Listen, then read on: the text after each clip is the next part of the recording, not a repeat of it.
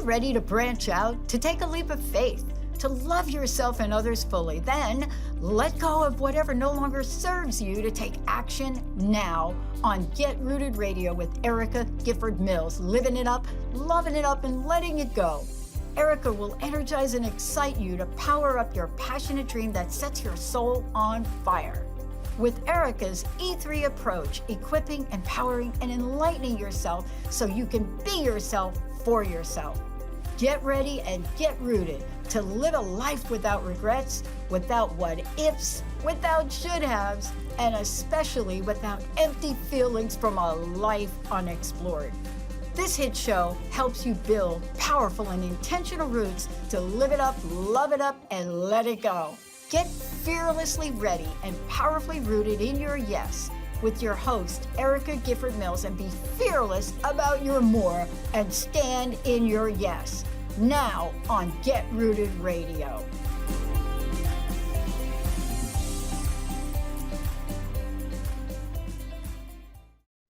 Oh, welcome, everybody. I am Erica Gifford Mills, and you are listening to Get Rooted Radio, living it up, loving it up, letting it go, right here on Transformation Talk Radio. A big shout out to my producer today, Lydia. Lydia, how are you doing? I'm doing good. How are you? I'm doing wonderful. Did you have a good weekend? I did. I got to go on a fun little double date with my boyfriend and some friends. It was really awesome. See, you're making the most of your free time, huh? Yep. Every single day, I'm loving it. So how about performance-wise, right? Whether it's sports, whether it's work, whether it's just fun time, do you feel you are at your peak performance? I mean, I'm sure that I could push harder, but I think that I would start to deteriorate in other ways. So I feel like I'm in a really good spot.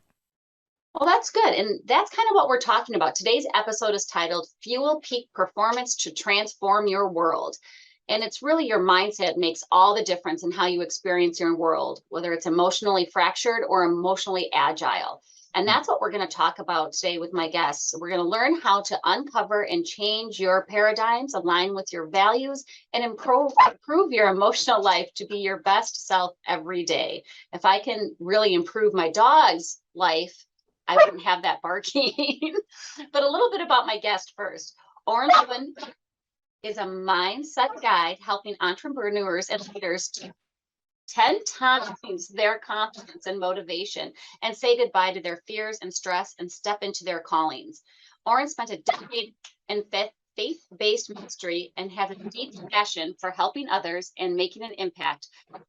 Out of his own journey, from scarcity thinking to abundant thinking, he has designed a program to help others transform in weeks what it took him years. So please help me welcome Orrin, and I apologize for that interruption while I gave you his introduction, but you can read it all right on his profile. So welcome, Orrin. Thank you so much for being with us today. Thank you, Erica. And welcome to your dog as well.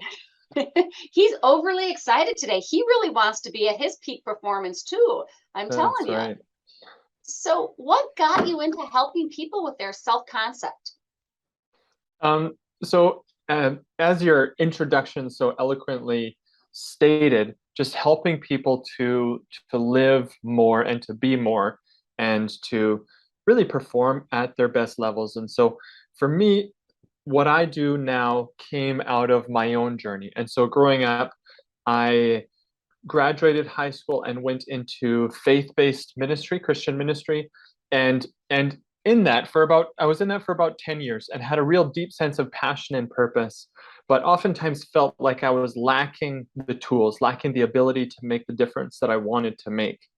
And so as I got into the work that I do now, really helping people transform their mindset, it's because it made a world of difference for me that I'm happy to pass that on to others.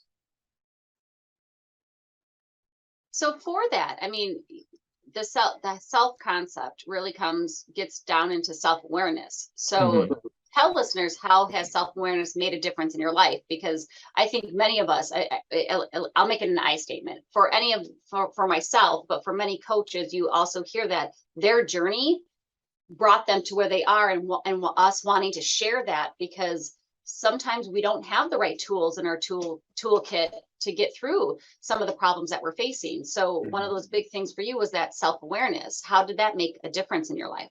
Mm-hmm. Yeah, I remember. So growing up in a small town in northern British Columbia, a farming and a logging community, self-awareness wasn't really your everyday topic, right? Especially in regards to like emotions, right? Guys, among the guys, we didn't talk. If anyone's going to talk about emotions, it's the women, right? And so I grew up with this in this community of great people, fantastic people, but emotions just aren't really a topic, and that was to my detriment for a number of years. And I remember 3 years ago, my wife and we had a bit of a retreat, and we were staying at a nice house. We had some friends who had this gorgeous house, and they were away for the weekend. They said, "Hey, come stay at our place." So it was a treat for us, and we were getting in a bit of a discussion, and I forget exactly the details to how it went, but my wife, she turned to me at one point. She said, "Orrin," she said, "if I want to know facts and information," she said, "I can go to Google." She said, "I want to know who you are. I want to know what your opinions are and your feelings are." And I like that dropped on me like a ton of bricks, right? I was able to form opinions to tell you what I thought, but to tell you who really I was, that was something I never really explored. And so that began this journey into emotional intelligence, being able to read, being able to understand what was down there. And little did I know how it would just open the floodgates, right? Living from that place of authenticity really gives me way more strength and joy and peace than I ever even thought I would experience before. And I love how you stated that, because that's so true for many people, right? Men, women. I do agree that sometimes men, it's because how you were raised for so many years. You don't show emotion, you don't say how you feel. That's a girly thing, right? That's what they do. And I think it is a very big disservice to men when they think they can't. Or even if as a woman, what do we think about men who do that, right? Oh, are they wearing their heart on their sleeve? Why does it have to be anything when we do need to communicate how we're feeling, what we believe in, our self-awareness on our limits, right? Because we all have some sort of limits. They shouldn't stop us, but if we're aware of them, we can start overcoming them. So one of those things is, what happens as we're working through our self-awareness when someone is able to change their self-concept.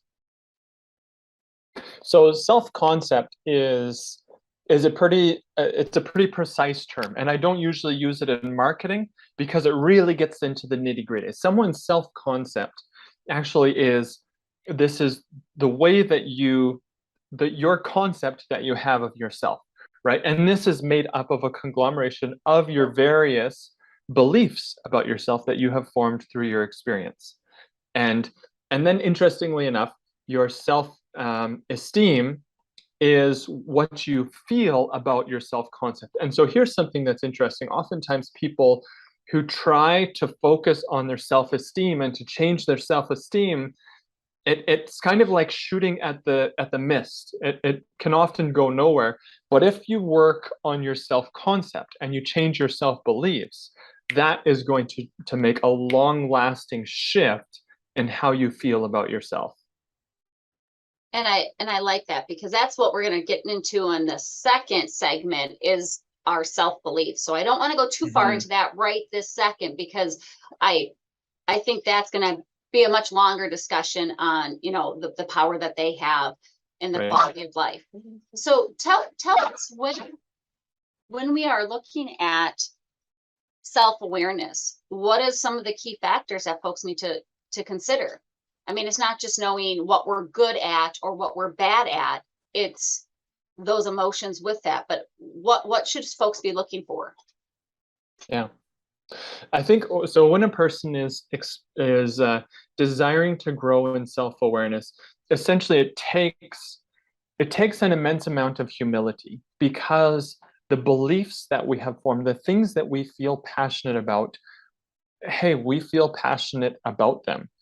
And self-awareness, oftentimes when you're getting into an area that self-awareness essentially is uncovering blind spots and having the willingness to be wrong so that you can learn what the truth is. And that can be a hard pill to swallow. And so I think one of the keys for people is to accept that humility, that that I want to learn, and I want to learn this bad enough that I'm willing to be wrong. And contrary, when someone is unwilling, when you're unwilling to acknowledge that, that's a position where essentially what you're doing is you're saying what I don't know doesn't matter. And that ultimately becomes a position what we call as arrogance. And that's not where you want to be. And so I just encourage everyone to say, hey, let's become a listener, right? Be willing to be wrong. And boy, the political landscape could use that. So many discussions in our culture could really use this. Ask questions, listen, be willing to recalibrate and search for the truth, because it's freedom, it's freeing. And I think that is such, in today's society, a lot of people listen to respond. They don't listen to hear, right? They're waiting their turn to respond to the question. So they're too busy thinking about what they're going to say, as opposed to really listening to what the other person is saying, so that you can hear them, not just listen to the person. Exactly. And the thing is, I can get stuck in that trap, and we can all get stuck in that trap, because I have things that I have learned through my experience that are important to me. And so when I'm listening to a conversation, okay, I know exactly what's going on. I know what you need to do, right?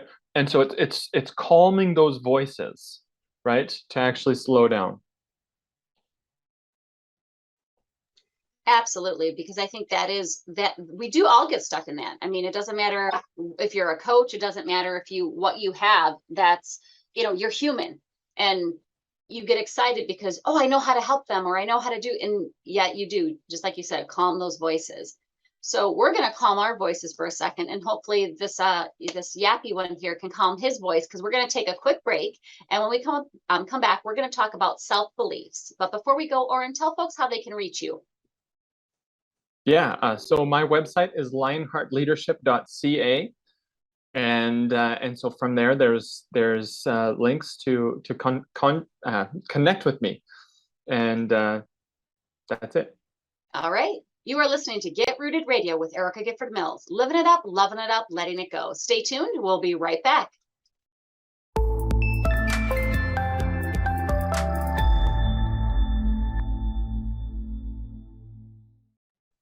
Welcome back to Get Rooted Radio with Erica Gifford Mills. Living it up, loving it up, letting it go. If you missed any portion of today's episode, you can catch it on getrootedradio.com. That's getrootedradio.com. Don't forget to subscribe online to receive the latest news, events, specials, and words of encouragement. Go to getrootedradio.com. Welcome back to my guest, Orrin Lieuwen. Orrin, thank you so much for being with us today. Thanks, Erica. I'm really enjoying our time together. Well, thank you very much for your patience, especially in that loud last episode or last segment. So previously we were talking about self-concept, right? And what that terminology means. And then also about self-awareness, and really how we need to look at ourselves, right? Not just our strengths and weaknesses, but as you called it, the blind spots. And I love that analogy, because sometimes it is, we don't know what we don't know, but if you're willing to learn, that's different. Mm-hmm. And so I want to get in now in this segment to talk about self-beliefs and their power in directing the quality of your life and how you form them. Mm-hmm. So tell us, why are self-beliefs so important? And can you give us maybe some examples of self-beliefs? Mm-hmm. Yeah. Your beliefs, Erica, are essentially important. Your beliefs about the world are going to determine whether you see the world as a bright and a promising place full of beauty and adventure, or whether you see it as dark and dismal, full of pain and death. And so likewise, because you carry yourself with you wherever you go, your beliefs about yourself are some of the most powerful beliefs that a person has. And your beliefs about yourself are going to determine whether you see yourself as empowered and capable to learn new things, to overcome obstacles, to achieve your goals, or whether you're not quite enough, not quite good enough, not quite strong enough, and maybe destined to fail. Yeah, and I think that we all have those moments, right? We all have a moment of limiting beliefs or self-doubt. I mean, we wouldn't be human if we didn't have those. But so we're not saying that don't ever have them, but what can somebody do to kind of pick themselves up when they are having those, limiting beliefs and negative self-talk? Because our beliefs, they like you said, they're with you, and that's why we typically say self-love is important, because you're with yourself 100% of the time, and you need to know how to love yourself to show others how to love you. But if we have some negative self-beliefs, that's going to impact us, right? 100%. 100%. And probably a good way to illustrate this is in every story, in every epic story and favorite novel that you have, as the hero is going through their adventure, they're facing challenge after challenge after challenge, and the challenges are generally getting harder and stretching them more. But what's also happening on the flip side underneath is they are facing themselves. They're facing their deepest fears, and they're becoming a different person. So you see two parallel tracks in all these hero stories. There's what they are doing to overcome the challenges, but there's also who they are becoming. Yes. And so I love that. No, I love that, because it is true. And if you look at it like that, you can see so much more. Yeah. And so I would encourage to your listeners, as I have learned, is to see when I'm facing a challenge, is to not see it as the end of the road. It's not the end of the story, but this is, as in the epic stories, this is a moment of forming. This is a moment of shaping, a time for me to overcome, to become that person that I need to be. And so that negative self-talk is just recognizing that, yeah, this is part of the growth journey. It's actually necessary to help me become the person that I need to be. And I think that is important, because as we look at our self-belief, is that person's belief in your ability to complete tasks and achieve your goals. It is important, because if we believe in ourselves, right? If we believe we're capable of successes and capable and worthy, right? Because I think that's a big one. It increases our chances of getting what you want, right? That I know there used to be, I went to one on like a New Year's party.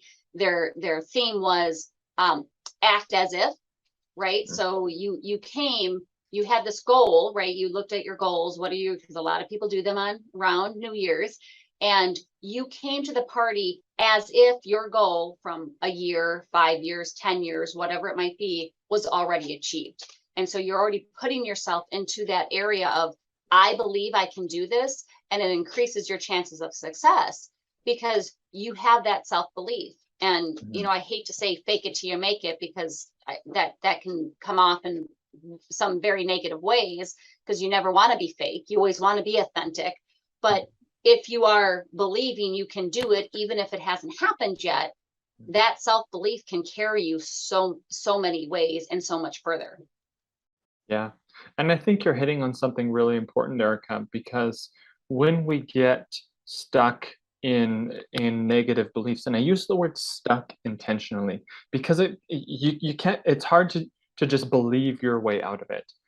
And so how we form our beliefs, I think this is a helpful picture, is see what's happening inside you. There's a court case happening, right? There's a court case happening for your self-beliefs. And so the evidence is coming, right? The evidence is coming out of, these are actually your experiences, your positive experiences and your negative experiences. Now, usually the evidence is one-sided. It's more negative. This is how we form negative self-beliefs. You're seeing the negative things. And then there is the jury, and there's the discussion, which is saying, how are we going to interpret? How are we going to see this evidence? And then ultimately the judge is going to make a decision. And so this is how you're forming a belief. It's what's the information that you're focusing on to form your beliefs, and how are you interpreting it? And so if you want to change your belief, check your information. If you're only focusing on the things you're doing wrong, on the ways that you're screwing up, the evidence is going to point in a direction that you don't want to go. But if you also take into account, these are the things that I've done well, these are the things, my successes, my accomplishments, that will then help you form positive beliefs. And then in light of the positive things you've done, the negative things then can be learning experiences, right? This is changing how you interpret it. And so this is really a fundamental way to actually begin to change and begin to shift that belief system, and is incredibly, incredibly powerful for all my clients. Yeah, and so listeners understand, it's not something that will happen necessarily overnight. It takes practice, it takes determination, it takes consistency in order to get there, right? Because I think sometimes folks want a magic pill that it will just work. And as you mentioned earlier, you can't just believe your way out of it. You have to do some work, right? You have to do the work to be successful. You have to not just think of the negative aspects, like, oh, what are all the things you did right? Yeah, you have to look at the things you might have done wrong, so you can use that as a stepping stone, right? So if anybody's throwing those stones at you, take them and use them to get yourself a little bit further along. Yeah. What would you say would be another important area with regards to self-beliefs and really the power they have in directing the quality of your life? So one of the things that I work on with my clients is starting with your goal, starting with, hey, where are you trying to achieve, right? And then asking the question, as we did in the hero's journey section that I did a few minutes ago, is asking, who do I need to become in order to achieve that goal? That's going to help you focus, oh, these are the beliefs that I need to form. And so, for example, myself, my goal, I hope to have, I'm just an individual coach now with one-on-one clients. I want to build my business to a place where I have a community and where my content is actually transforming lives of groups of people, where it's a thriving community working together. And so who do I need to be in order to do that? I need to be innovative. I need to be creative. I need to be visionary. And so these are some beliefs that then I've said, okay, these are ones that I need to focus on and to work on. And that is a great example. So we're going to go to break. We're going to just take a quick break. And when we come back, I want to get into resourcefulness and emotional agility. And we will explain more on that. But before we go, Orrin, tell folks how they can reach you again. So my website is lionheartleadership.ca.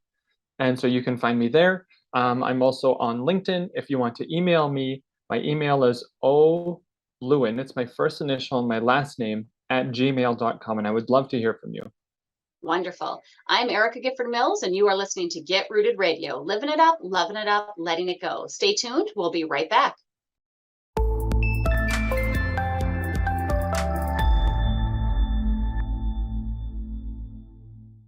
We're back on Get Rooted Radio with Erica Gifford Mills. Living it up, loving it up, letting it go.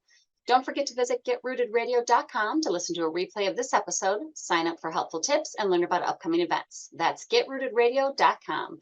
Welcome back to my guest, Orrin Lieuwen. Orrin, thank you again for being with us today. Thank you, Erica. I'm enjoying our conversation. And so am I. I love your analogies, and I think it's a great way for listeners to really try to get a concept down in our short amount of time here together.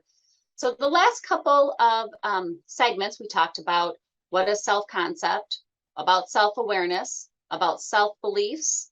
And now I really want to get into the concept of resourcefulness and emotional agility.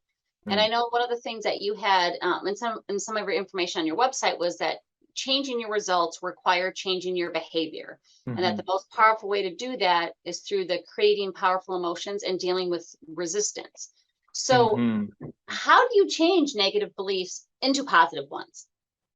Yeah, so negative, well, I think you mean negative like emotions, right? Oh, yes, yes, yes. I had self-beliefs on the mind from last They're segment. all bouncing around, all these ideas are merging together. Yes. So, so when we talk of resourcefulness, um, when a person thinks the word resources, oftentimes, your first thought is like, oh, that's oil and gas, right? That's financial assets. That's the amount of cars you have. Um, and that's fine. We do live in an amazing world full of amazing resources, but the problem is there's not equal access and there's not equal distribution.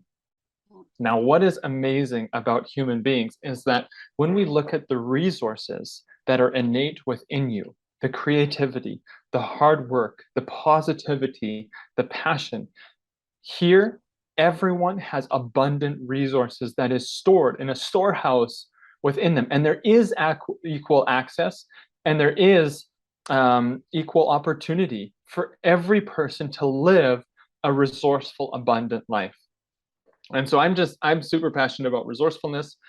And so what's one of the ways you said to transform negative emotions to positive emotions is, I think one thing, so when we get negative emotions, I think most people, and I used to respond this way as well, is like try to kind of push it away. Say, okay, or oh, that's a bad emotion. I'm not supposed to feel that, or try to stuff it down. But I've learned that every negative emotion actually has a positive message behind it. Yeah. Every negative emotion actually has a positive message behind it, because what is happening is there's something happening that where my values are misaligned. What's important to me is misaligned. And so the result is, oh, I feel angry. My expectations have been violated. Oh, I'm afraid something might be dangerous. And I want to preserve myself. Um, Guilt. I feel guilty because I did something that's against my values. And so what I've learned is when I feel a negative emotion, that it is actually essential. It's actually essential for me to pay attention and to welcome and to say, hey, what are you saying? What's your positive message? And as I've done that, I've been able to come to a place of much greater, emotional agility, being able to understand that positive message that actually helps redirect my actions a little bit, sometimes a lot. So every negative emotion actually does have an important message for you.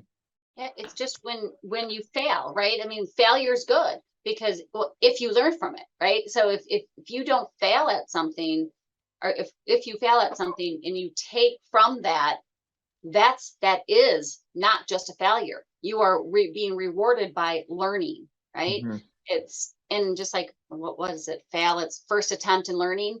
I Mm-hmm. always try to say that when I used to coach girls volleyball, what I did was, that's the first thing I did, is to fail is good, because that means it's your first attempt in learning. And you need to know what happens when something goes wrong. How do you deal with that? Where do I go from here? Or when people are having, I have plenty of pity parties, right? I have my pity party. I let Mm-hmm. myself feel the emotion I might be feeling, whether it's disappointment or whatever it is, but I don't unpack and stay there, right? I don't carry that suitcase with that emotion around with me. Feel it, then let it go, right? Because Yeah. we have to process through those emotions, and the negative emotions are there for a reason. And I like that when you say you find that positive message behind the negative emotion. And so I guess with that, how do people do that? Because sometimes it's, am I asking the right question? Or am I really too deep in that emotion to be able to ask myself that question on what is the positive message? So I like to think of it as the thought onion. Like, let's thought onion this out, right? I'm having this feeling. What is the superficial feeling? What is the next layer? Okay, what is that core? Really, why am I upset by this, or whatever the emotion is? Mm-hmm. But how do people do that besides doing a thought onion when at the moment you're not into trying to go Yeah. deep? Yeah. I love that. I love the thought onion, and that's great. That's a great analogy. Yeah, so when your feelings, when the feeling is pretty overwhelming and you're stuck in it and you're feeling and you're shaking and you're, living from the limbic, the amygdala part of your brain, and your neocortex's decision-making part is turned off. It's important to gain perspective, to take a step back. And so this is hard, but I think that science has uncovered some incredibly empowered science and experience has uncovered some powerful ways to do this. One way is to take some deep breaths, to take, to count, on the count of 4, breathe in, hold it for a count of 4, breathe out for a count of 4. Hold it for a count of 4, breathe in, and do that 4 times, right? And that's really going to then calm you down and be able to take that step back so that you can do that reflection. Yep. And I'm laughing. I apologize. I'm laughing, but I've said this on other podcasts. That's what I used to tell my kid when he was a biter. Sorry, Connor. I know you're 22 now. You're not a biter anymore, but he was a biter. And I would tell him he has to blow out the mad before he reacts. And all I was trying to do was get him to relax, to do those breaths. But when they're 2, you can't tell them just breathe. Well, I am breathing, right? They don't get that. So I always said, you have to blow out the mad for a count of 10 before you can react. And it worked. But as an adult, sometimes we forget those things, is that sometimes that breath, right? That it gives yourself a time to think. It gives your body a chance to untense and not have that knee-jerk reaction. So that is a great tip. Yeah. Anything else that you think people could be able to do? Meditation, right? Might be a good one to relax yourself enough to get to that point where you're maybe not so hot or sad or disappointed or frustrated. Yeah, absolutely. I mean, there's an example right there. Hey, listeners, meditation is another one. I think another thing, when a person is reflecting, one of the dangers that we can have in reflection and even in journaling, which is typically the answer for self-awareness, one of the dangers is to get into rumination and to start circling around this bad feeling. And so a question that you can ask to really help blow that apart, to help stay true to your purpose, is to ask this: what is my intention here? What is my purpose? My purpose, and ask that question. And then you're going to have an answer, likely the answer that I always come up with: my purpose here is to learn and to grow and to do better, right? And so that just keeps your mind in the right frame. So you're looking at it from the right perspective, so that you don't get stuck in the past. You don't get stuck worrying about the future, but you're in the present, you're learning, and you're able to move forward. I love that. So I know we're not quite time for a break, but I think we're going to take a little bit of a break because our last segment is so important, and I really want to give it the time that it's due. So we're going to take a quick break, and when we come back, we will end today's show with looking at our values on what do you want. And I think that you might be thinking of movie Notebook if you like the chick flicks like me. That is so important, Liz. What do you want, right? So let's take a break. We come back, wrap up today's show with values. This is Get Rooted Radio with Erica Gifford Mills. Living it up, loving it up, letting it go. Stay tuned. We'll be right back.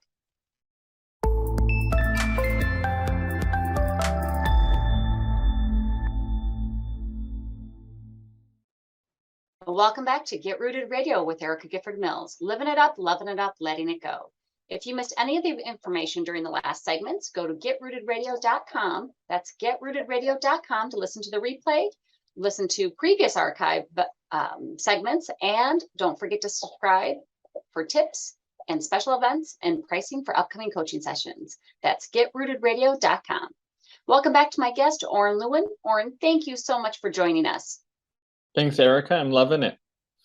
Before we wrap up today's episode, tell listeners how they can reach you and find out more about your services and any special events that you have coming up. Yeah, so my website is lionheartleadership.ca, and every month I have a webinar that I put on. And so when we talk about the positive message behind negative emotions, I run a webinar where I really break that down and unpack that. And so if you go to lionheartleadership.ca, that's the Canadian domain, /webinar, there you'll find a landing page and some more information and sign up.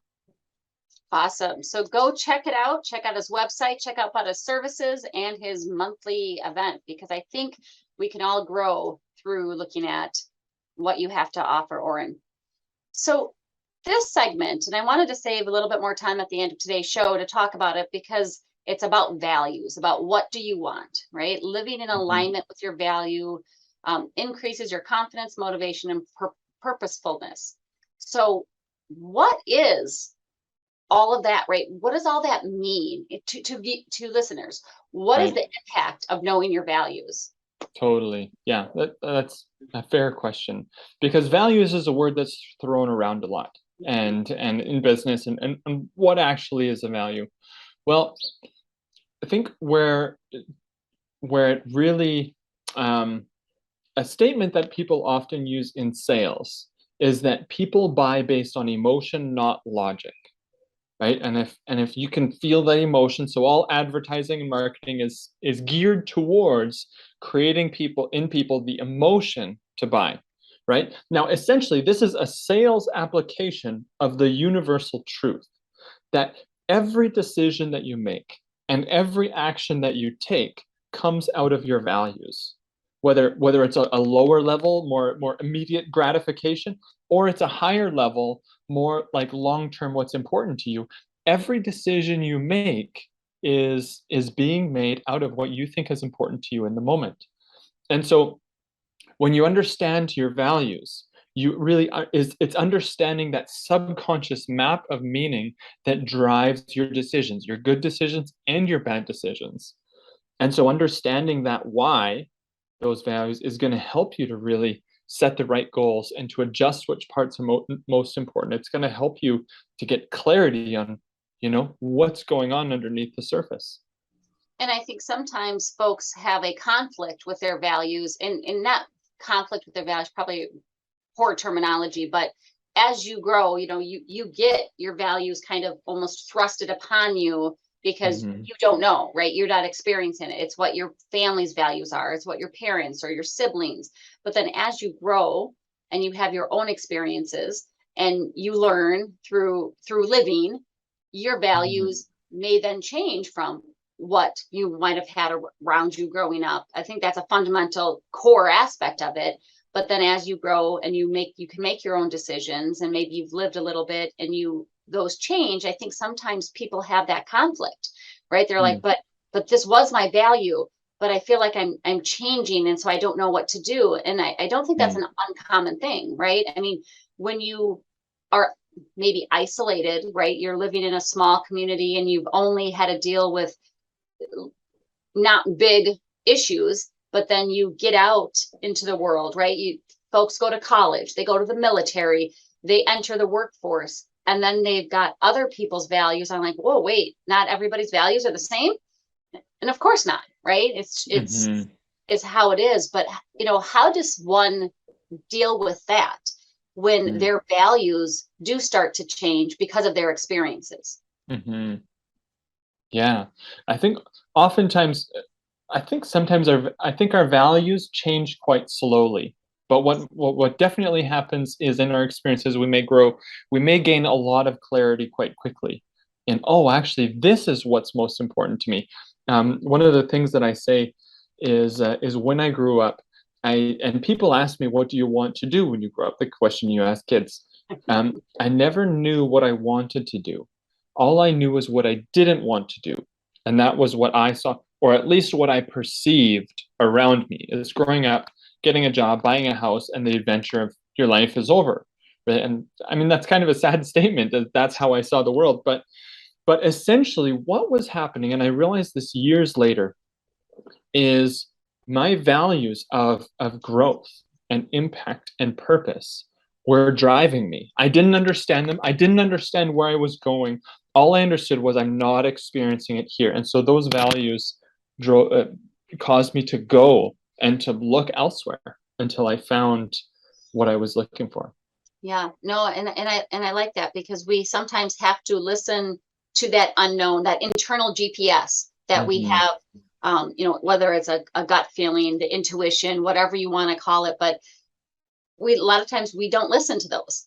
Yeah. Um, and we want to push that down, but that's part of listening Yeah. to yourself, becoming self-aware. What does that mean? And, how do I move forward? And understanding, don't beat yourself up when something is slowly changing. Yeah. There's lots of things like I've said in the past. I'd like to think I'd never steal. And it's part of, a core value that I'm not going to steal. But let's say I went through and tried to do everything right, and I was desperate. My child needed medication, and I couldn't go to anybody else, and I couldn't do this. And the only other avenue I knew I had was to steal. Would I? I'd like to Mm. think I wouldn't, but are there times where that happens? Right. Yeah. So I'd like to think that I would never do that, but desperate times, sometimes it might happen.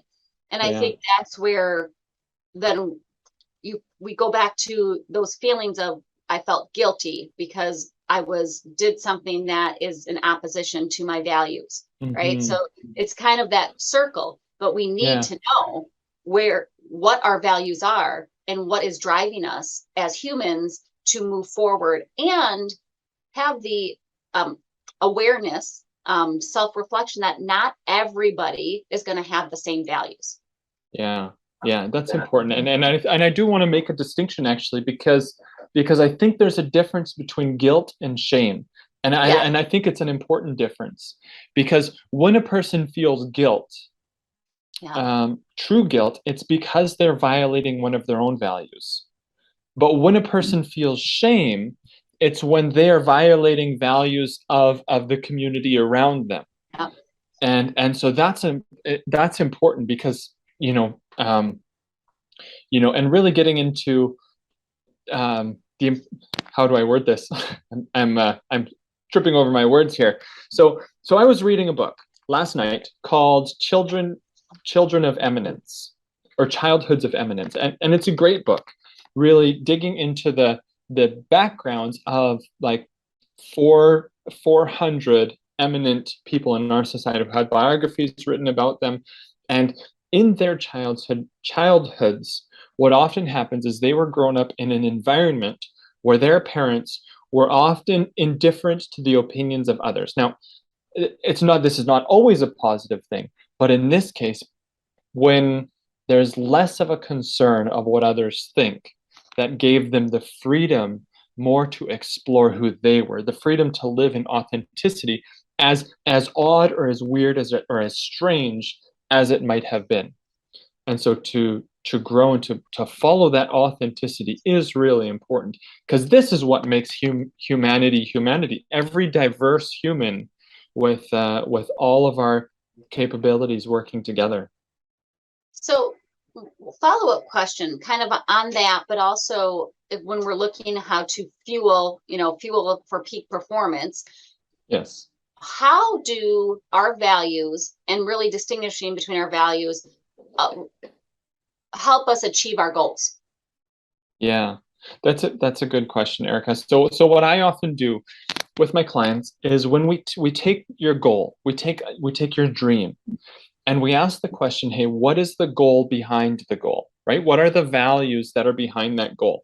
And when you understand, so for example, my goal, as I had mentioned, right, to have a thriving business, to have a community of people thriving on the content that I've created. Now, some of the values behind that, as I've also mentioned, my values is impact, is growth, is accomplishment.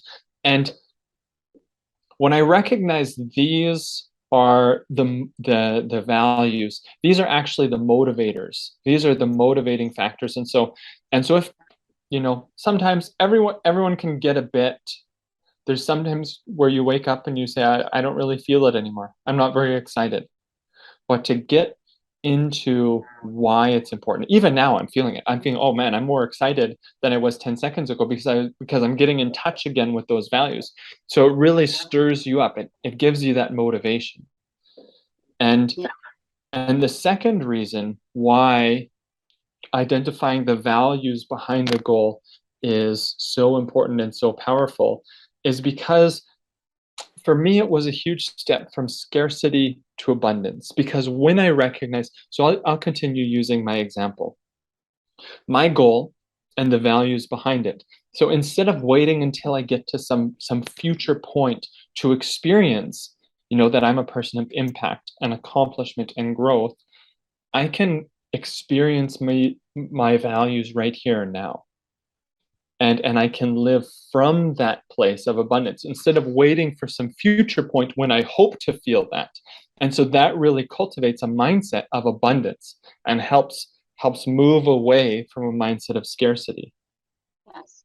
We never want to celebrate every little victory that we have, because that does keep you motivated to go towards your goal, right? To get towards what you want. And if we wait to a major milestone, sometimes making it very simple, you want to lose 10 pounds. You're not going to wait to celebrate until it's 10 pounds. It's maybe I put down that dessert tonight. I did not take that dessert, and normally I would have. Great. That's wonderful. Celebrate that. And those little steps get you to where you need to be. Well, I want to thank you again, Orrin, for being with us today. Tell folks again one last time how they can reach you. Yes, so my website is lionheartleadership.ca, and every month I put on a webinar about understanding the positive message behind your negative emotions. And so to learn more about that, go to lionheartleadership.ca/webinar, and you'll find more information there. Thank you, Orrin. And I want to thank you all for tuning in to Get Rooted Radio. If you missed any part of today's episode or want to listen again, go to getrootedradio.com for the podcast. And don't forget to tune in the first and third Monday of each month at 5 p.m. Eastern, 4 p.m. Central, and 2 p.m. Pacific right here on Transformation Talk Radio.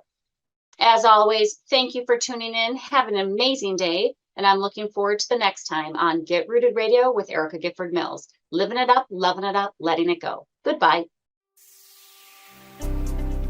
Thank you for listening to Get Rooted Radio with Erica Gifford Mills, living it up, loving it up, and letting it go. Visit getrootedradio.com if you've missed any part of this hit show, and tune in on transformationtalkradio.com to live fearlessly in your more and powerfully rooted in your unlimited yes.